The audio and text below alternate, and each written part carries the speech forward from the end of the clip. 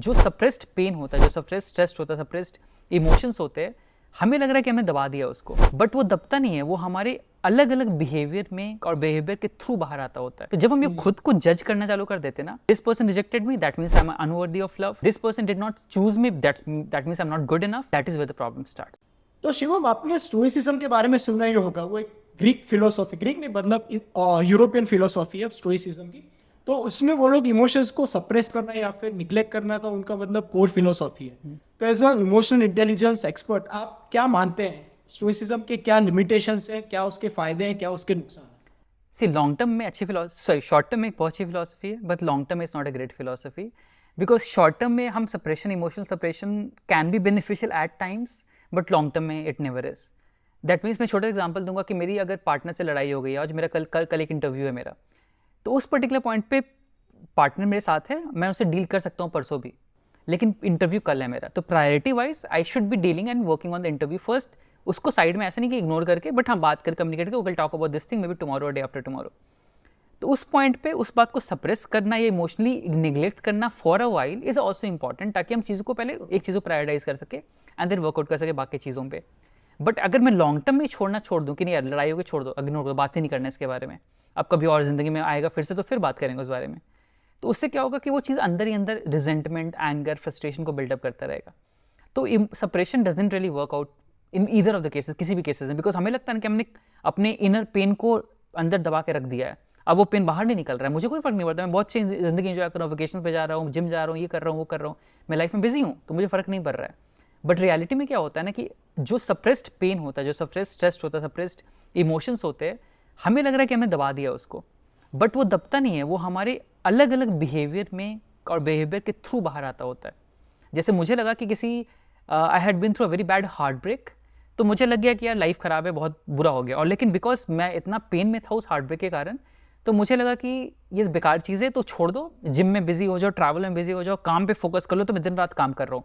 तो मुझे दिख रहा है देखो कितना अच्छा हुआ, हार्ट ब्रेक के कारण मेरा कितना अच्छा प्रोग्रेस हो गया, मैं इतना अच्छा इंक्रीमेंट मिल गया, मैं इतना ग्रो कर चुका हूँ अपनी लाइफ में, इतना बॉडी बन चुकी है मेरी, तो that's a great side of it. But short term में वो क्या, लॉन्ग टर्म में क्या इंपैक्ट कर रहा है हमारी लाइफ के टर्म्स में, कि समवेयर इंटरनली मेरे अंदर जो पेन था वो मैंने प्रोसेस नहीं किया था, जो इमोशंस है मैंने प्रोसेस नहीं किया था।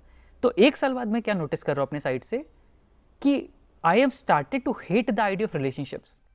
मैं जब किसी लोगों को देखता हूँ, किसी लोग को, कपल्स को देखता हूँ पार्क में कहीं भी, तो मुझे ज़बरदस्ती गुस्सा आता है उनको देखकर, क्या क्या बेकार, क्या बकवास कर रहे हैं बैठ के, ऐसा थोड़ी ना होता है।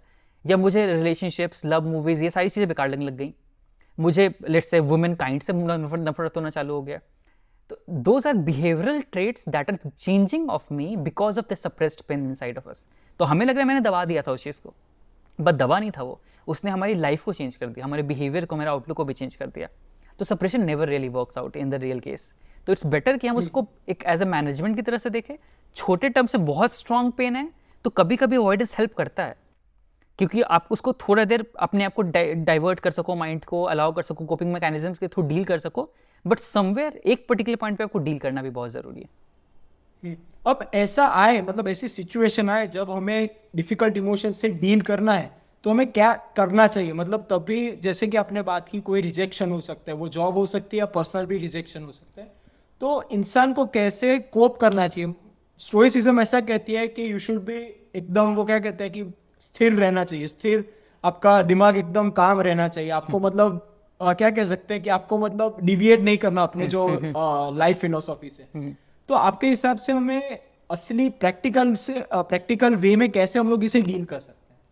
सबसे पहली चीज़ जो रिजेक्शन की बात है, जैसे आपने कहा, तो सबसे पहली चीज़ समझना ज़रूरी है कि हम सब कहानियों में अपने आप को ढूंढते हैं, और सबसे बड़ा प्रॉब्लम वो है।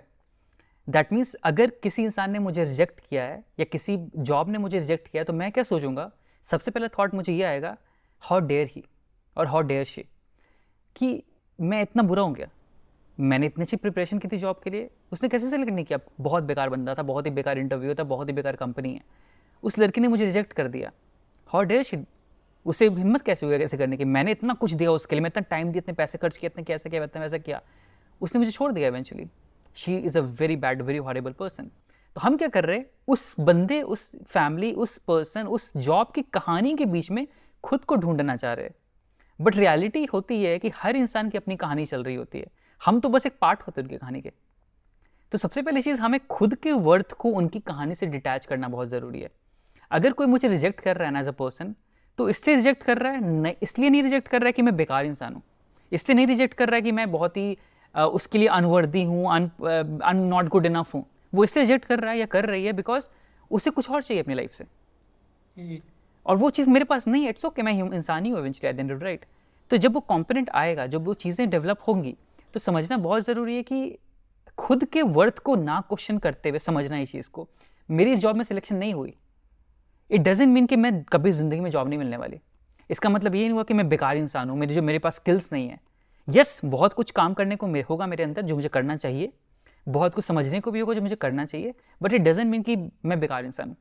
तो जब हम ये खुद को जज करना चालू कर देते ना, this person rejected me, that means I am unworthy of love, this person did not choose me, that means I am not good enough, that is where the problem starts. तो सबसे पहले ये समझना जरूरी है कि आप खुद को कनेक्ट ना करो, खुद को उस तरीके से डील ना करो, खुद को जज ना करो उस पर्टिकुलर फैक्टर से, एंड देन धीरे धीरे अलाउ करो खुद को मूव ऑन करने का, वर्क अराउंड करने का। Because every one of us are worthy of love and every one of us can contribute a really lot of good things in life, but समझना खुद को ही ज़रूरी है कि आप कुछ कर सकते हो।